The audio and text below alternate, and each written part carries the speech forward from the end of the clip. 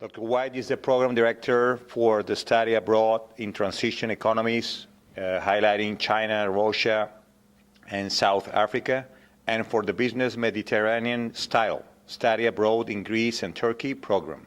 She's also the director of the Robinson Honor Program and the director of Robinson Business Learning Community. Internationally, Dr. Marta Szabo White has lectured at the Ronald Brown Institute for Sub-Saharan Africa and the Université Panthéon-Sorbonne. She is the recipient of several teaching awards. In addition to striving for excellence and innovation in the practice of teaching, many of her contributions to the scholarship of teaching STEM, science, technology, education, and mathematics, from her collaborations with the Duke Cyber, which have resulted in the publication of several cross-cultural negotiation simulations, and her role as ICE Teaching Consortium Advisor. Thanks for being today with us. Let me help you with this. Great. Thank you so much. Thank you, everyone. It's really a pleasure to be here. Exciting place, and really interesting presentations from so many colleagues. So today, let me talk to you when I was asked to present at the plenary session, I was inspired by what I call the intersection of my passion for teaching, learning as the goal for all of our students as well as for ourselves, and culture, which I'm always curious about, and I think of culture as the final barrier and something that really we all have to overcome. So what this paper does is it explores the scholarship of teaching, which seems to be a very popular area of interest, in this milieu of disciplinary and cultural diversity, basically around the world. So I see all of us as students of the world, of this globe, and what we are is really scholars in our own area of expertise, discipline, if you would. So what this distinction for me does is it underscores the difference between what we call good teaching and scholarly teaching. And that's what I want to talk to you about. So good teaching promotes student learning, and it's reflected in the satisfaction of students and in their learning outcomes. What scholarship of teaching does is it integrates the teaching and learning literature and reflects theory and practice of teaching, hopefully resulting in new paradigms and the sharing of this through research publications. So just as teaching and research complement one another, so do good teaching and scholarly teaching. An article by Boyer suggests that teaching and research really are not separate entities, but rather that they should be considered as interdependent professional functions, and that really we need to look at all four components that he talks about. And importantly, these should be rewarded, because if you don't have the reward structures in place, nobody's going to pay any attention to them. So Boyer talks about the scholarship of discovery, of integration, of application, and of teaching. And I thought these were very interesting.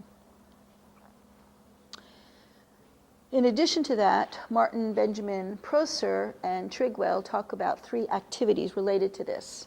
They talk about discipline-specific exploration of teaching and learning, discipline-specific reflection on the teaching and learning, and then discipline-specific publications emanating from this. So my thinking was, if you look at good teaching, that's more of an experiential process. So you have exploration, self-reflection, and student learning. Scholarly teaching is exploration and then literature. We're reflecting on the literature and publication ensuing from that. So these are my comparisons.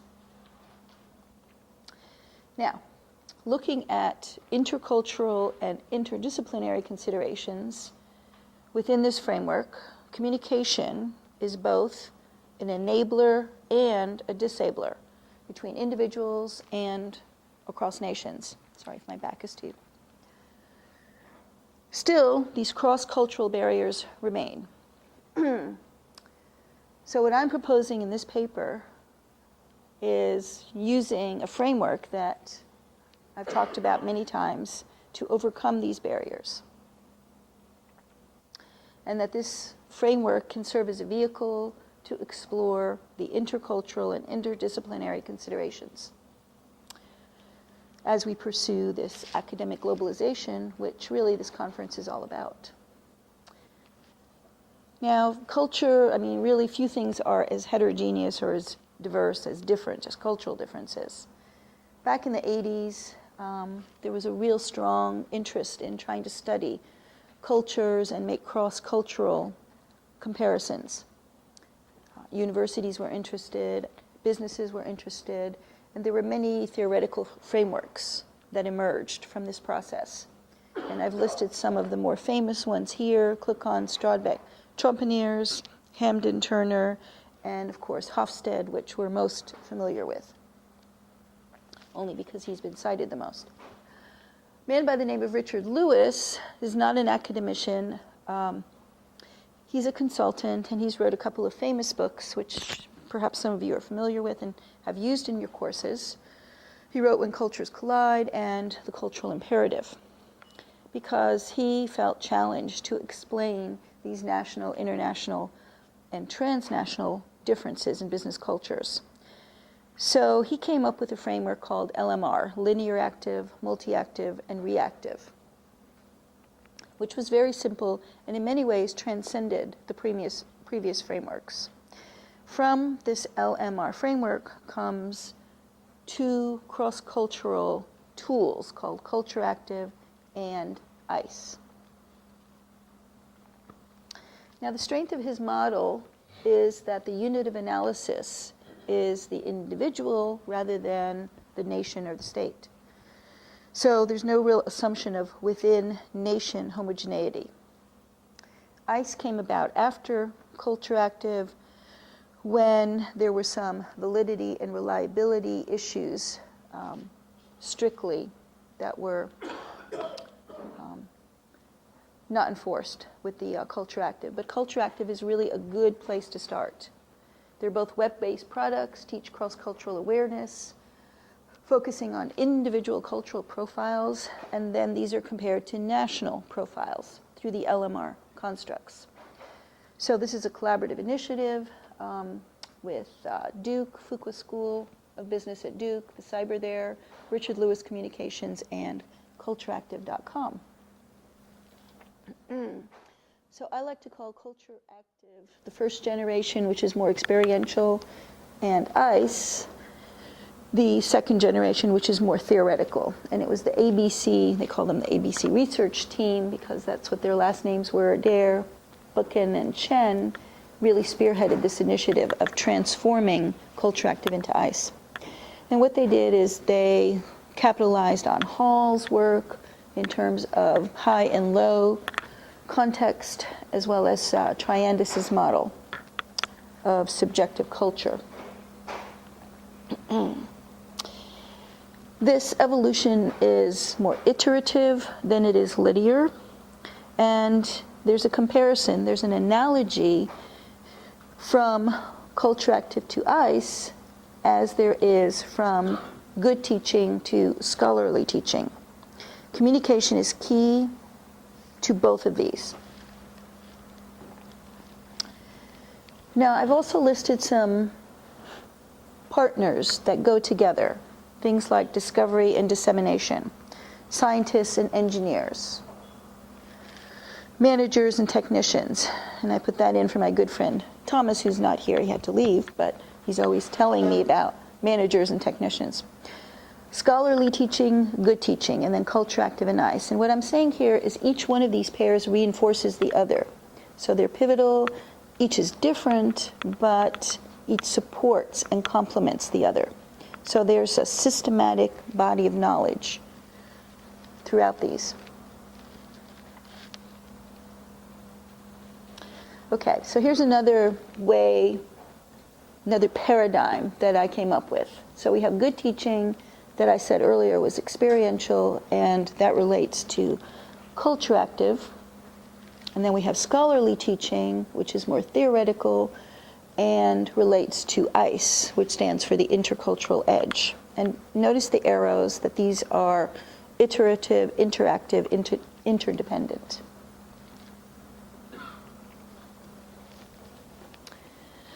So, as academic globalization requires some sort of systematic creation of knowledge that we say should be rigorous, reliable, and valid, in this pursuit, the culture active facilitates, I think, a better understanding, culture, communication, because we can apply this LMR framework. And just to give you a couple of examples that I think are fun to look at.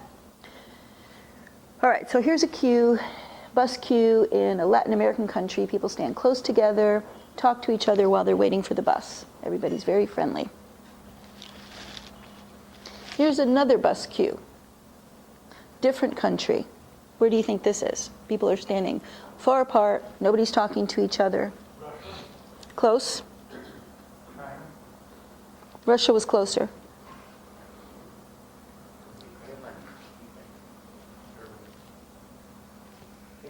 Finland, who said that? Very good. A+. Okay. Finland, Finns are so modest and self-effacing. They dislike being obviously first at anything in public, and they offer the first spaces to anyone else. But of course, other Finns are too shy to take that first spot.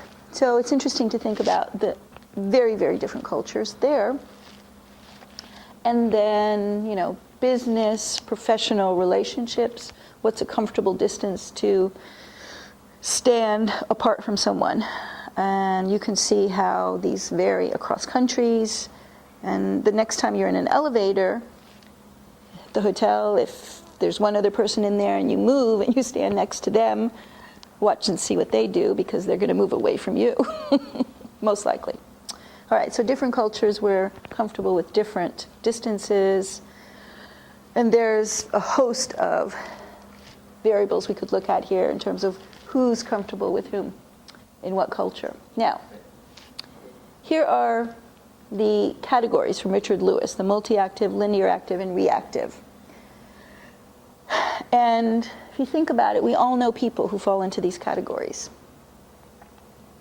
When Richard Lewis came up with this, the reactive was really a new category. Nobody had done that before. So if you just look at the top line across, linear active person talks half the time, multi-active talks most of the time, reactive listens most of the time. Okay, you know people like that. If you just look at the bottom row across, linear active, truth before diplomacy. Truth is most important. Multi-active, well, it's flexible truth. Maybe this, maybe that. And a reactive person, diplomacy is more important than the truth. Okay, so does this dress make me look fat? Well, linear active person would say, yes, it makes you look fat. Multi-active, it depends what you want to wear it for. Reactive, no, it looks great. So, totally different ways of communicating and what's important in the different cultures. And we could go through all of these, but what the culture active cross-cultural tool does is it helps figure out, you as a person, where you fall amongst these categories. And it's a useful tool, because what happens is, once you take this tool, you emerge as a dot on this triangle. And if you use this tool in a classroom, in an organization, in any kind of group, it's interesting to see where the group falls in terms of the linear active, multi-active, and reactive, because that will tell you a lot of things. It'll tell you about communication styles, leadership styles, and how you, if you're the professor, how you may want to communicate with them. You could use this maybe in conjunction with Myers-Briggs if you're forming teams or groups within your classes or your organization. So it's fun and interesting to see where you as a person fall, because many times you end up in a completely different place than where you thought you were going to end up. So it helps you step outside of yourself and look in the mirror. and figure out, okay, maybe I need to rethink how I perceive myself. I'll show you some other triangles because one of the interesting points, okay, now the first three I think I'm going to show you are business people. Okay, they're either MBA students or people in business. Okay, so notice on the triangle where they tend to fall. Okay, so these are, I think, Duke MBAs. And then this one. Now, look at how different this one is. This is not business people.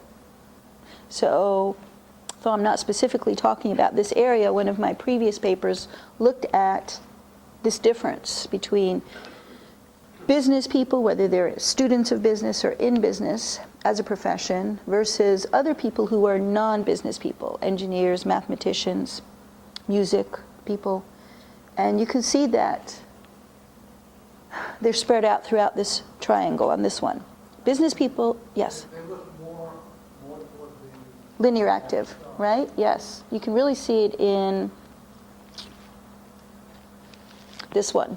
You're absolutely right. They tend to be much more linear active.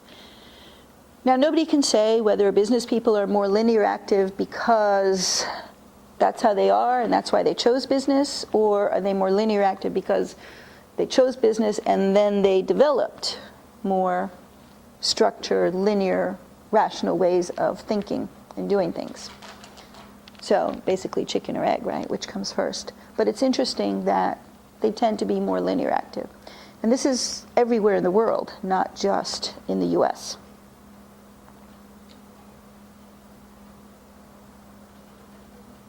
I like how those blocks change. The transition, that was cool. Okay. So, what I'm saying with LMR is communication is really enabled and enriched between individuals of the different cultural profiles. So we can look at the culture capital of a group. We can assess this so that we can look at the commonalities, the common cultural horizons, the mindsets, and that's what we want to exploit.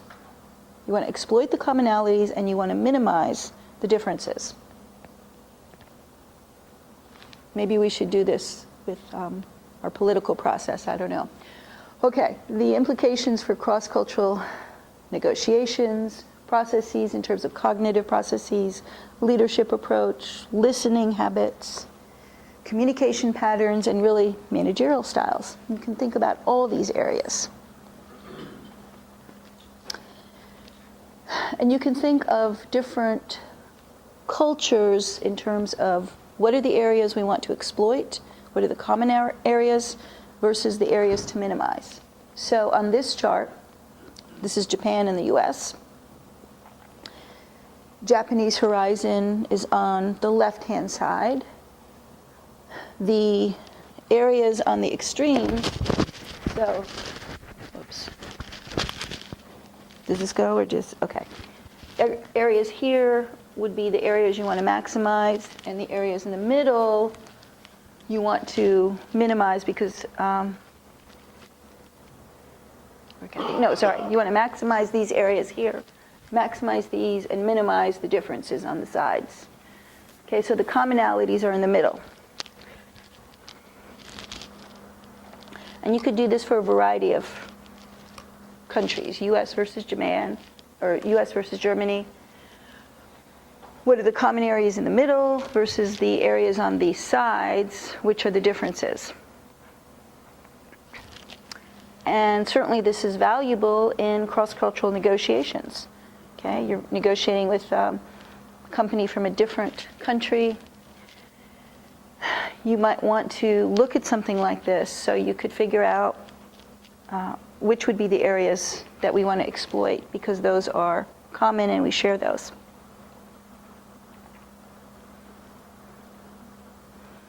Okay, in France and the US. Okay, so just some areas to think about. Also, there are different strengths and weaknesses for a linear active team, multi-active team, and a reactive team. Just to give you an idea of why cross-disciplinary and diverse teams are superior to just teams made up of one type. All right, these are strengths and weaknesses of linear active, strengths and weaknesses of multi-active, and then strengths and weaknesses of reactive. But notice, with a multicultural team, you have a lot more strengths and really very few weaknesses. So this bodes well for forming groups with different majors, diverse backgrounds, because they're going to be able to leverage many more strengths.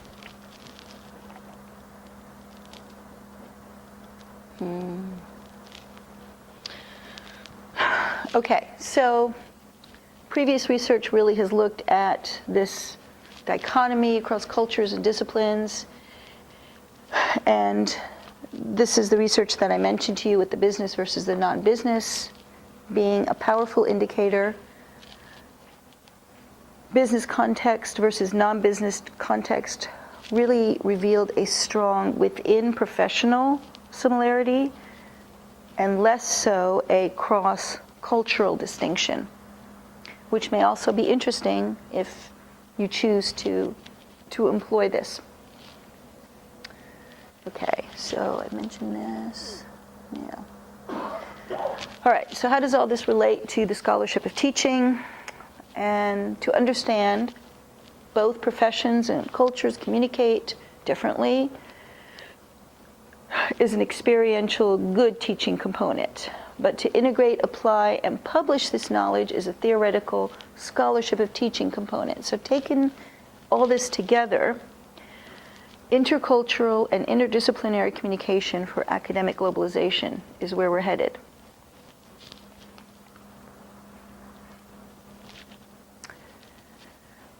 All right, so here's my summary exhibit. Trying to tie this all together. We have scholarship of discovery, scholarship of integration, scholarship of application, and scholarship of teaching. This comes from one of the earlier points. So with scholarship of discovery, I'm saying that different communication paradigms for intercultural, interdisciplinary mindsets. Okay, that's what scholarship of discovery is about. Then we have scholarship of integration, which creates a systematic and rigorous body of knowledge from things like culture active and ICE results. Now the application of these results to the diversity of culture and discipline-based groups is the scholarship of application.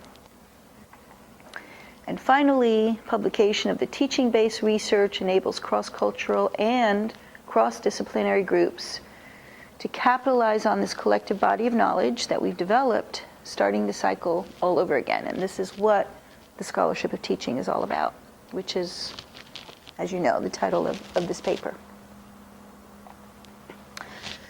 So with exploring, expanding, energizing academic globalization, cultural assessment tools like the ones we talked about equip both academicians and practitioners with the intercultural and interdisciplinary communication tools. Okay, so I'm telling you again what I was inspired by and why I wrote the paper. And then I just like the way the hands clap. I took this from one of my students, so it's not that you have to clap, but... Just a short comment. Yes, yes, yes. Just a comment. If we minimize intercultural differences and interdisciplinary differences, we might be at risk of being as species, human species, as less adaptable, because we will be decreasing the variety of the species.